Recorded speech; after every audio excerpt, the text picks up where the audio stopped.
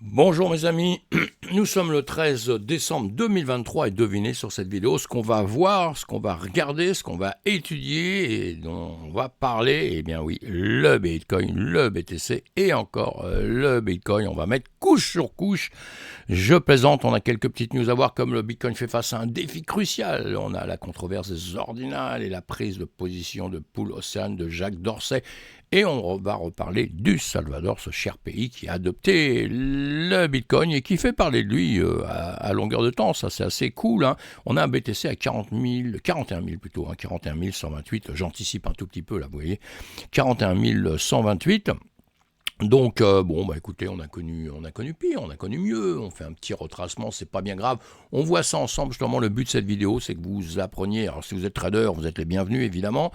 Si vous êtes amoureux du Bitcoin, vous êtes le bienvenu. Et si vous voulez voir comment se comporte le Bitcoin sur les graphiques, justement, vous êtes vraiment, vraiment les bienvenus, parce qu'il faut apprendre à voir sur les graphiques un petit peu l'historique de tout ce qu'on a. Bon, moi, je suis trader depuis longtemps, donc je parle un peu de tout, mais le Bitcoin, c'est pareil que le reste, il faut savoir le lire sur le graphique, savoir un petit peu comment il se comporte.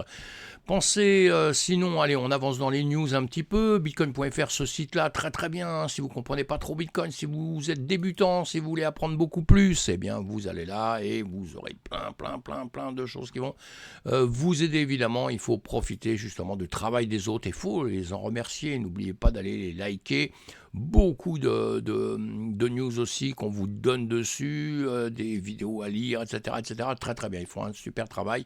Et aussi, ils nous présentent un peu dans l'écosystème tous les meet-ups. Ça, c'est très important. Pourquoi ? Moi, j'insiste là-dessus, qu'on rencontre les gens de l'écosystème, mes amis. Vous devez rencontrer les gens qui sont des amoureux du Bitcoin pour voir une chose, quoi. Pour voir qu'ils sont des gens tout à fait normaux.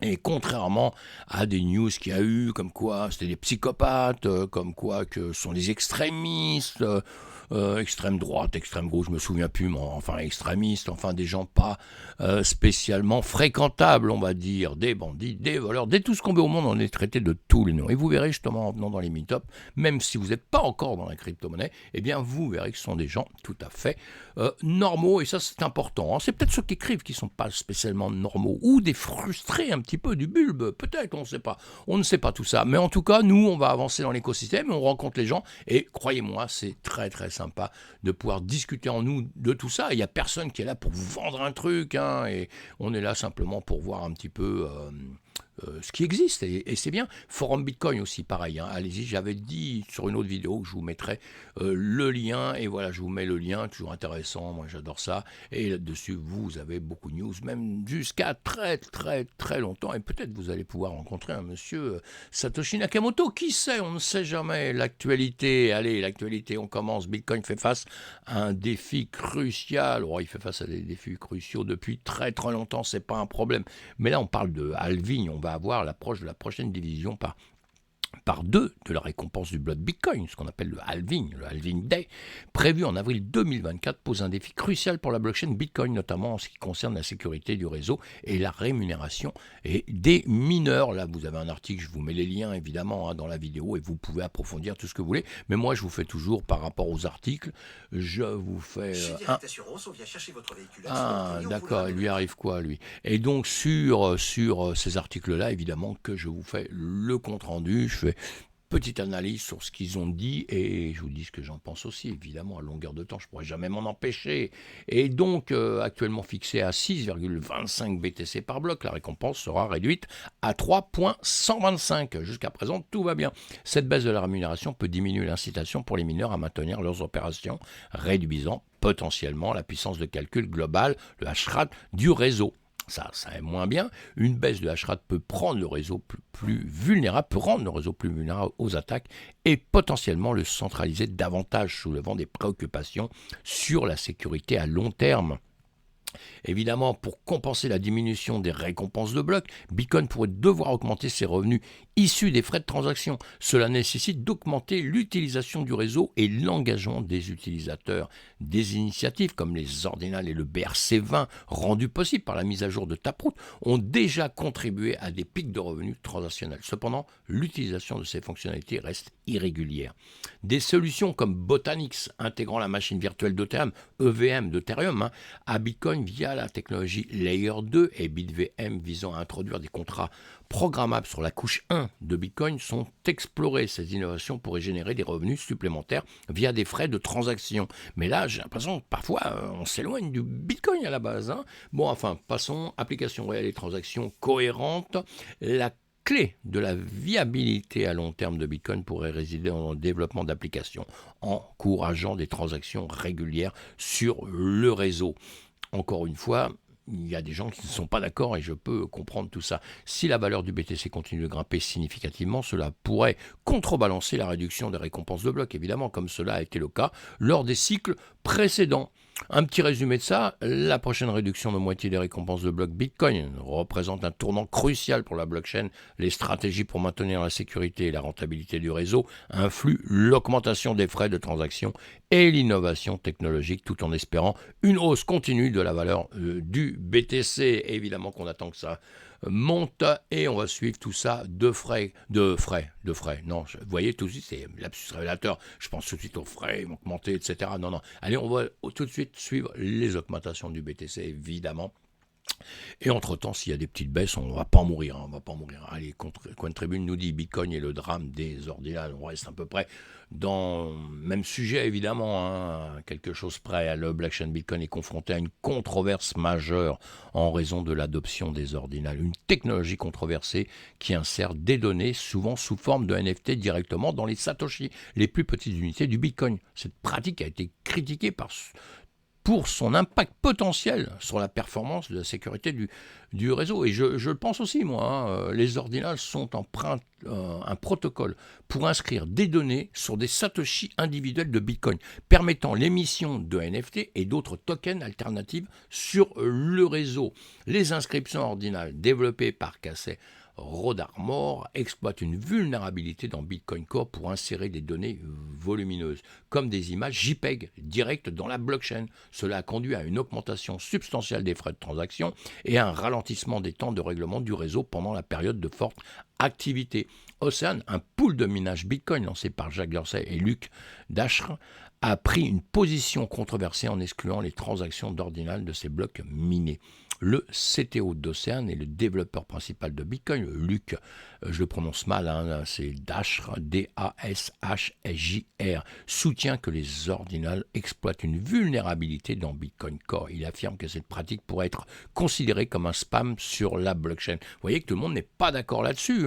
Et encore une fois, moi j'aime bien revenir aux fondamentaux vraiment de Bitcoin au départ. Et moi je suis un peu gêné par ça, mais bon, je ne suis pas développeur, je ne suis pas un technicien et tout. J'essaye d'apprendre, j'essaye de comprendre, comme je vous le dis, à longueur de temps. Et ça fait déjà un bon bout de temps, donc on finit par comprendre un tout petit peu le système, évidemment, au bout d'un temps. Mais encore une fois, je ne suis pas développeur. Mais je vois bien que pour moi, il y a quelque chose qui n'est pas la base, même si déjà à la base, il y avait de la place dans tout ça pour pouvoir créer certaines choses. Ça n'a pas été fait. Je ne pense pas que ça soit la volonté à la base de Satoshi Nakamoto et son équipe.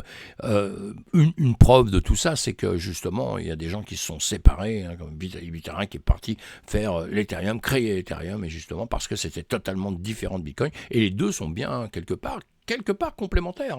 Et pourquoi vouloir faire en sorte de prendre peut-être la place de l'autre ou quoi que ce soit. Bon, j'exagère un tout petit peu, mais c'est dans l'exagération qu'on réfléchit et qu'on partage. L'adoption des ordinals a entraîné une augmentation des frais de transaction Bitcoin qui ont atteint jusqu'à $19 par transaction. Cette situation a suscité des inquiétudes quant à la capacité de Ocean à attirer des entreprises de minage compte tenu de la perte potentielle de revenus liée à l'exclusion des transactions d'ordinal. Et oui, ça pose problème. Néanmoins, Ocean se présente comme une option pour les mineurs honnêtes désireux de contribuer à des blocs remplis de transactions réelles dans le but de décentraliser une industrie de minage fortement concentrée. Et entièrement d'accord à mon analyse là-dessus, la controverse autour d'ordinal soulève des questions fondamentales sur l'éthique et la gouvernance de la blockchain Bitcoin. D'une part, les ordinals introduisent de nouvelles applications et fonctionnalités sur le réseau BTC, mais d'autre part, ils se sont perçu comme une charge et un abus de l'espace de la blockchain. La décision d'Océane de filtrer ces transactions met en lumière le débat sur la censure et l'utilisation appropriée de la technologie blockchain. Évidemment, cette situation met en évidence la tension entre l'innovation et la préservation des principes fondateurs de la blockchain, notamment en ce qui concerne la décentralisation et la sécurité du réseau. Et on parle de Bitcoin, évidemment. En petite conclusion là-dessus, la controverse des ordinales met en évidence des défis auxquels la communauté Bitcoin est confrontée en équilibrant l'innovation avec la préservation de l'intégrité et de la performance du réseau.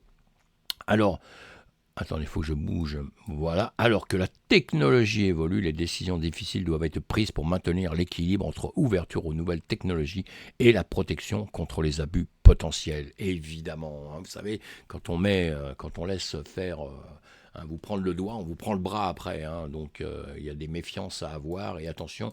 Et une chose très très importante, on a une chose très très il y a quelque chose de crucial dans les médias, en tout cas, pour le BTC, c'est qu'il est très sécurisé jusqu'à présent. Hein. Et moi, ma pensée, c'est de me dire, il faut peut-être éviter d'aller lui amener des faiblesses et des faiblesses et des faiblesses. Plus il y aura de choses qui vont travailler dedans, dessus, etc., plus il y aura des faiblesses. Et attention à ça, en tout cas. Allez, encore une fois, on en reparle entre nous, évidemment. Le Salvador obtient l'autorisation d'émettre les premières obligations adossées au BTC. En ce moment, on parle que de ça du Salvador, mais ça vaut la peine. Ça vaut la peine d'insister dessus, parce que c'était un gros... pendant une époque, comment on dit, il avait misé fort, quoi. Il avait misé gros vraiment là-dessus, où tout le monde crachait un peu sur le BTC, et que lui, boum, il s'implique dedans, le pays s'implique dedans. Et maintenant, on essaye de voir comment ça va progresser. Donc, il essaye de faire différentes choses. Et là, on va en parler tout de suite. Le Salvador, qui est déjà pionnier dans l'adoption du Bitcoin comme monnaie légale, franchit un nouveau cap en obtenant l'autorisation d'émettre les premières obligations d'État adossées au Bitcoin. Oui, cette initiative, connue sous le nom de Volcano Bond, on en parle depuis longtemps déjà, a été annoncée pour le premier trimestre 2024, marquant une étape importante dans l'intégration de la crypto-monnaie dans le mécanisme financier traditionnel. Évidemment, la National Commission of Digital Assets, CNAD, a donné son feu vert à cette initiative historique. Les obligations seront proposées via Bitfinex Security, une branche réglementée de l'échange crypto. Bitfinex présent dans le pays depuis dans le Salvador et le Kazakhstan. L'idée des Volcano Bonds avait été introduite par le président Nabil Bukele il y a 2 ans déjà. Vous voyez, il y a 2 ans qu'on en parle, un peu après que le Salvador ait légalisé le Bitcoin. Hein. Bon, ça a mis un petit peu de temps parce que c'est pas si simple tout ça. Et puis, période quand même très très compliquée. Hein.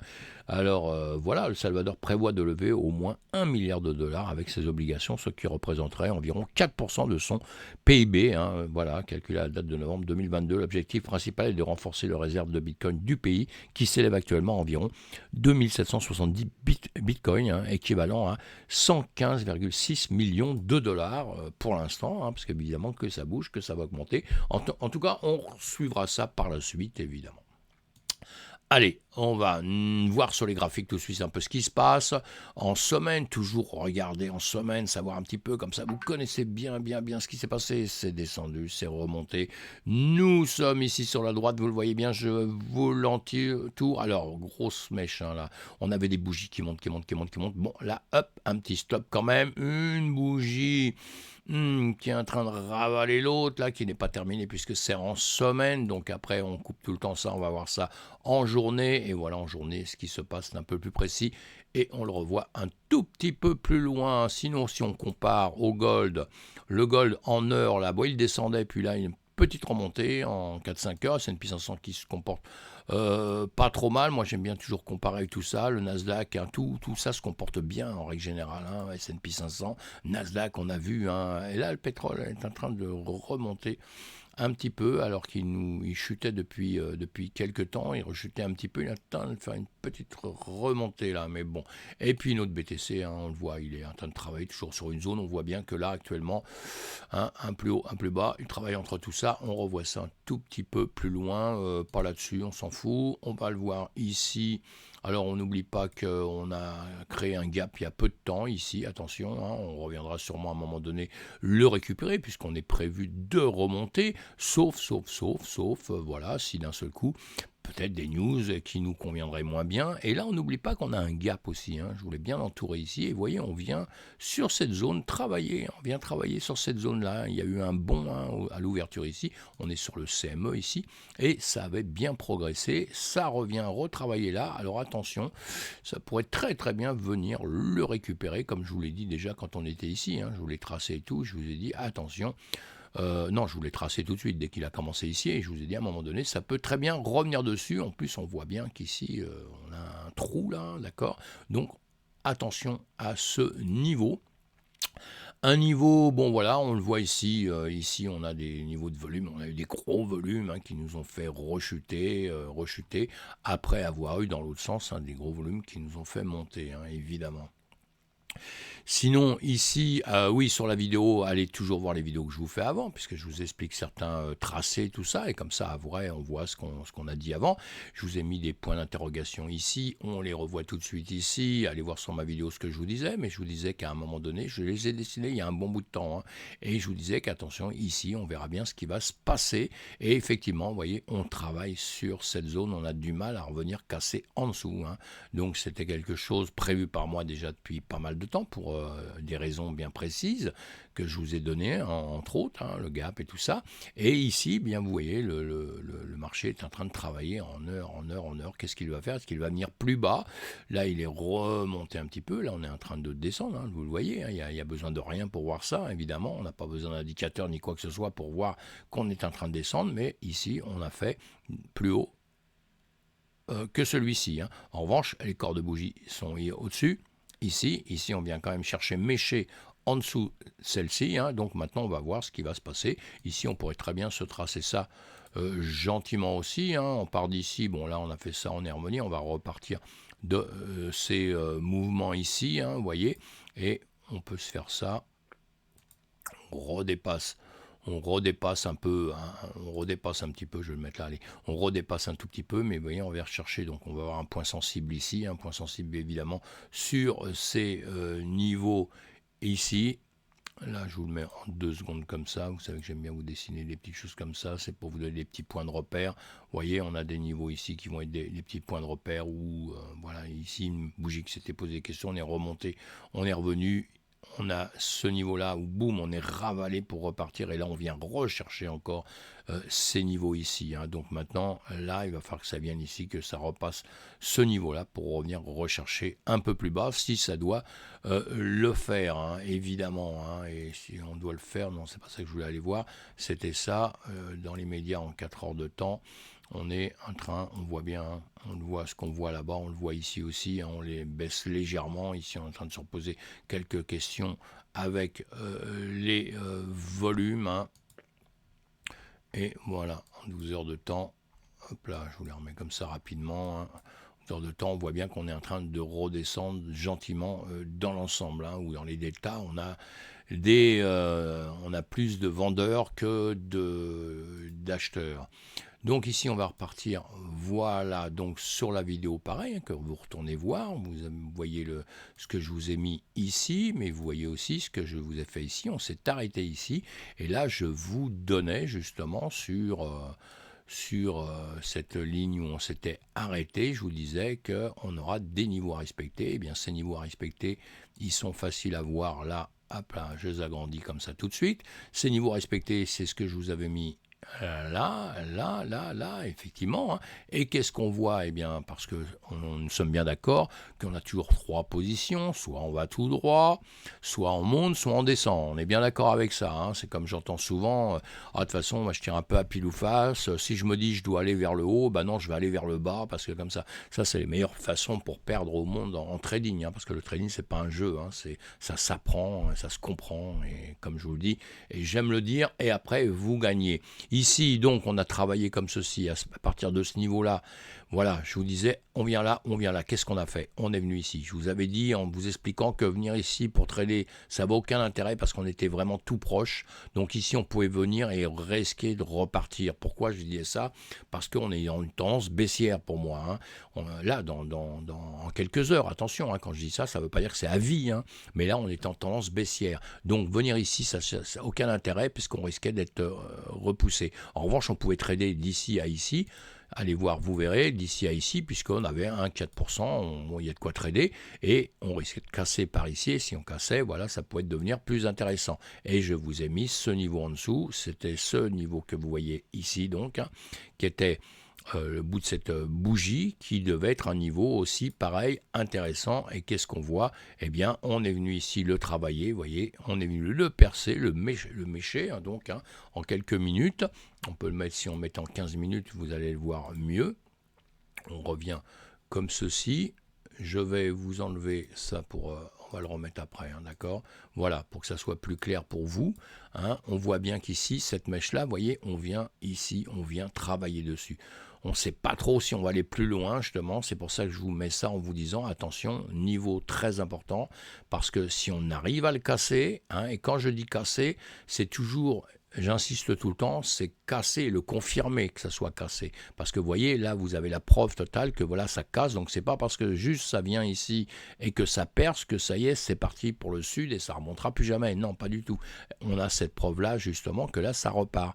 Et vous n'avez pas de confirmation puisque c'est venu tracer, c'est remonté. Vous voyez, grande mèche. Hein. Donc, on est remonté très vite. On revient travailler tout doucement ici et là, on perce tout de suite. Et là, on repart par ici. Voilà. Il aurait fallu que ça fasse l'inverse, hein, que ça revienne là, puis que d'un seul coup, ça redescende ici. Ça ne le fait pas. Donc, on est reparti vers le haut. Qu'est-ce qu'on fait? On repart retravailler sur cette zone qui était une zone importante pour nous. D'accord, on revient travailler un petit peu ici, sans aller la dépasser, hein, on va même pas on va même pas sur la moitié. Et donc maintenant, on est reparti ici, on rejoue sur ce niveau ici, sur ce niveau ici. Qu'est-ce qu'on va faire? Vous savez, tout simplement maintenant, on va bouger ceci. Voilà, vous voyez, on bouge ici, hein, on est venu travailler là. On est venu travailler là, donc automatiquement sur le futur, vous aurez compris tout de suite que le niveau qui va vraiment m'intéresser, eh ben, il va être ici. Hein, puisque attention, hein, une fois, deux fois, trois fois, vous voyez. Hein. Alors, souvent on trace des choses quand on a déjà, on dit souvent, vous avez déjà une fois de marqué, deux fois de marqué, trois fois de marqué. Moi, j'essaie toujours de les tracer avant, pour justement, normalement, après, de la manière dont ça va travailler, ça va m'indiquer le sens du marché. Hein, parce que quand on fait les choses après, évidemment qu'on ne peut pas voir le futur. Il faut penser au futur et il faut voir comment ça va s'engager dans le futur, justement. Hein. Donc, je sais pas, je me suis un peu mélangé les crayons là, mais c'est pas bien grave, on va s'en refaire. Et ici, qu'est-ce qu'on voit de là-haut? Eh ben, qu'est-ce qu'on voit? On voit que ça baisse. On voit ici, on va se retracer à partir de la journée où on était. On redescend le plus haut ici, qui est un peu plus bas que celui-ci, normalement, peut-être un peu plus haut, non, il est un peu plus bas, et de toute façon, les autres, on voit bien ici de plus en plus bas, hein, d'accord? Donc ici, on a une pointe, ça descend, ça repart, donc moi je vais repartir de cet endroit-là, je vais repartir de par ici, mais ici, effectivement, on est à peu près au même niveau, on est légèrement plus bas, donc je vais aller chercher quand même les plus bas ici, mais je fais toujours une chose quand même, je vais vous dire pourquoi, vous allez voir, je vais quand même faire ça, et je vais quand même m'occuper de celui-ci, voilà, moi je fais toujours ça, je m'occupe de celui-ci. Voilà, on voit bien que ça baisse hein, quand même, hein, mais ça va nous servir de point quand on va revenir ici, parce que là on peut très bien revenir par ici et maintenant taper, ça va me donner une petite autre indication à ce niveau-là. Hein. Donc là, je peux faire maintenant autre chose. Chacun fait comme il veut. Hein. J'entends déjà, ah ouais, mais ça, on fait pas, ou machin. Bah, chacun fait ce qu'il veut. Hein. Dans le trading, la seule chose qui va être vachement importante, c'est quoi? Ça va être de gagner, mes amis. Hein. Et voilà. Et donc maintenant, je suis reparti sur ce niveau-là. Je suis reparti sur ces niveaux-là. Et ici, je vois ce qui se passe. Donc ici, on est en train de passer au-dessus. Maintenant, il va falloir que ça casse ici. Parce que ici, on est en 15 minutes. On peut très bien casser là et revenir maintenant chercher là-haut. Ou alors, si on casse là, on a une chance de venir maintenant vraiment récupérer ici. Hein. C'est les indications que je vais me donner. Donc, on regarde maintenant en 15 minutes. Donc ici, on a compris. Je vais enlever tout ça pour qu'on ait moins de petits dessins, tout ça. Hein, d'accord. Là-haut, allez, on s'en fout maintenant. Je le fais devant vous, hein, je ne le fais pas en dehors. Ce qui restera après en bavure, eh ben, je l'enlèverai après pour avoir quelque chose de plus clean, hein, sinon on perd trop de temps, vous voyez. Mais donc maintenant, on a ceci et on est en train de travailler ici, à savoir si on va remonter. Donc vous avez compris tout de suite que quand on va remonter, on a ce niveau-là et on a, attention, on a toujours ce niveau ici puisque on a travaillé on a travaillé à l'intérieur de ça, on peut très bien revenir à travailler à l'intérieur de ça. Et vous voyez que l'intérieur de ça, c'est quoi? C'est le plus haut ici, le plus haut ici. Voilà, hein, d'accord, j'aurais pu faire un peu autrement, mais non, plus haut ici, et on tire ça. Je cherche pas à faire un range ni quoi que ce soit, hein. Je fais une zone. Cette zone-là. Et cette zone, moi, elle me sert, voilà. Hein, donc après, j'effacerai tout ça après parce qu'on n'en a pas besoin pour l'instant. Allez, sinon ça fait moche. Et donc, on voit ici ce qui va se passer. Alors voilà ce que je voulais vous dire aussi. On prend le plus bas qui est ici. Celui-ci, moi, je ne l'oublie pas du tout. Je ne l'oublie pas, je prends toujours les bouts des mèches. Pourquoi je prends les bouts des mèches? Parce qu'une fois qu'ici j'aurais gagné mon petit combat, que je me suis dit là, je vais passer en dessous, je vais venir ici. Et ici, allez, super, j'arrive à le casser. Je casse cette zone-là. Eh bien, maintenant, j'ai un nouveau défi, il est ici. Il est en dessous. Donc, on va mettre ça là comme ça, on va mettre ça sur les deux comme ça ici. On a un défi, ça va être le premier et le deuxième. Parce que là, ça peut très bien venir ici, aller à la hauteur de l'autre ici et repartir. Regardez ici, ce qu'on a fait là, on vient là et on repart après. Ici, pareil, ça peut faire ça et ça peut repartir comme ceci. Ça peut le dépasser un tout petit peu. C'est pour ça que je vous mets souvent des zones, moi, pas simplement un prix fixe, parce que les gens se sont fait tous piéger avec ça. Hein. Ils se disent, ah oui, c'est ici, j'ai les 40 208, donc il n'y a pas de problème. Je mets mon stop à 40 209 et vous faites taper votre stop parce qu'il est trop court et que ça ne peut pas aller. Et donc, et dans l'autre sens, c'est exactement pareil. Hein. Donc, on apprend tous ensemble. Dans l'immédiat, on laisse ça là. On va regarder quand même. On va enlever les dessins. Ah oui, non, je vais le agrandir. Hop là, voilà, non, je vais faire ça. Et je vais mettre notre Ishimoku, puisque j'adore regarder avec l'Ishimoku, vous le savez bien. En revanche, l'Ishimoku, on va repartir en 4 heures de temps. Voilà, on va repartir en 4 heures de temps. On va même repartir en une journée. Moi, je vous habitue à toujours repartir en unité de temps plus haut et vous descendez après. Ça vous éclaircit un peu la situation et ça vous surtout ça vous remet dans la course quoi, hein, parce que sinon on oublie certaines choses et tout.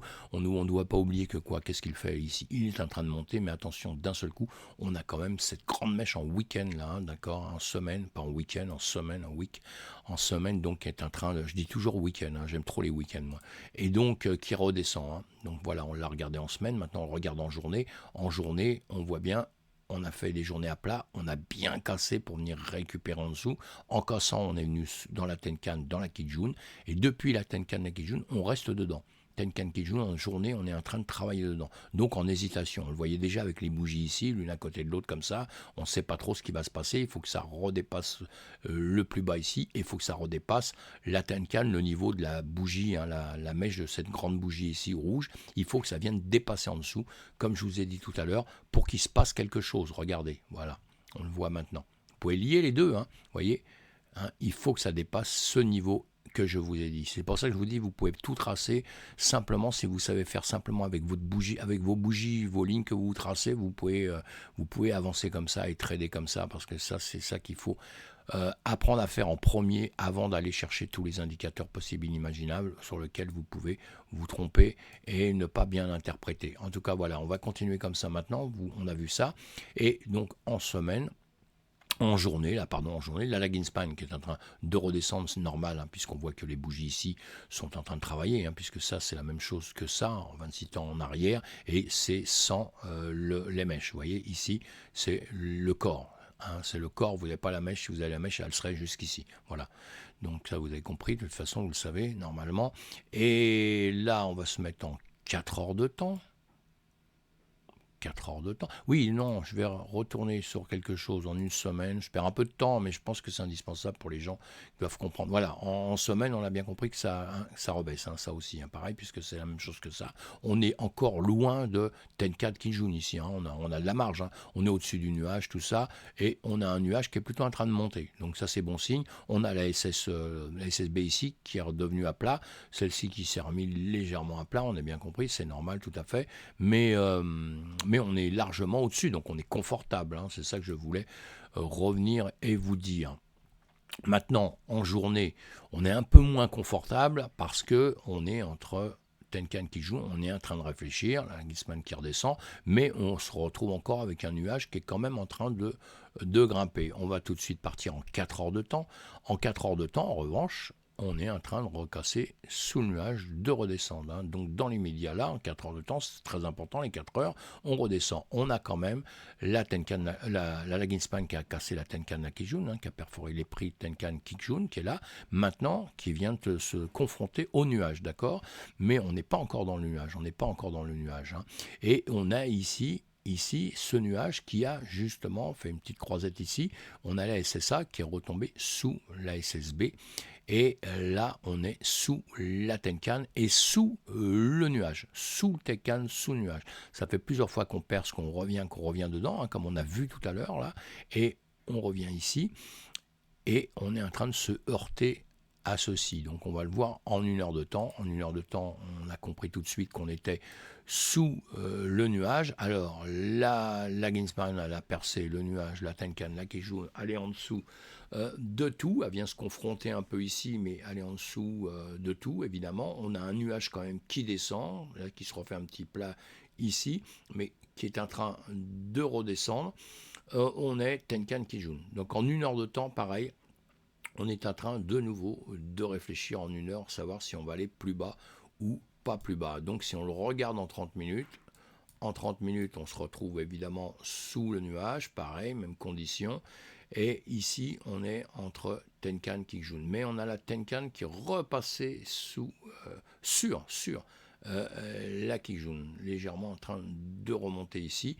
Et là, on va buter, hein, donc on va buter maintenant. Vous voyez, cette mèche-là l'a passée en 30 minutes, mais maintenant, c'est la dernière ici qui est importante. Hein. Si celle-ci repasse un peu au-dessus ici, évidemment qu'on va chercher le nuage à le percer. Hein. Mais on a là la Ginspan qui est encore bien en dessous et elle a tout à percer pour monter. Hein. Donc, on a une tendance à vouloir quand même aller vers le bas, sauf en 15 minutes ici, en 15 minutes, quand même, Tenkan Kijun qui réfléchit à la situation. Ici, on se retrouve dans le nuage, on est sous la Tenkan, la Kijun en 15 minutes, on voit bien ici.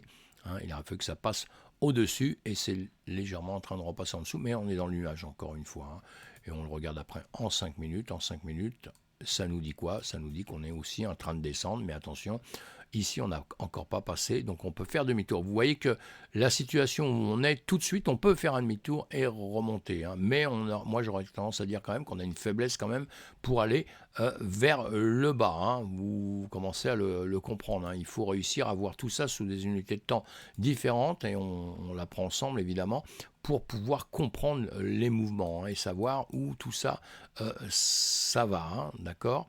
Parce qu'on est quand même en ce moment, on est dans une tendance où d'un seul coup on est parti en euphorie, mais on pourrait très bien retracer un petit peu encore en arrière, hein, puisqu'on est en train de le montrer dans l'ensemble, vous voyez, hein, 30 minutes, on est en train de baisser en 1 heure. On est en train le nuage de baisser, le nuage c'est important, en 4 heures on se pose des questions, mais on est sous le nuage, hein. Donc on est en train de baisser un peu actuellement. Et il y a une autre manière de voir que j'aime bien, moi, le SAR, on va le voir rapidement. Servez-vous du SAR aussi, hein, qui est très importante, hein. Moi j'aime bien me servir. Si vous regardez en journée, elle vous dit qu'on est en train de descendre, vous voyez, ici. En 4 heures, qu'est-ce qu'on fait? En 4 heures, on descend. Voilà, on revient à la même chose, hein, qu'avec l'autre, c'est bien de mettre les deux. En revanche, en 1 heure, on est en train de remonter. Voilà, en 1 heure, on est en train de remonter.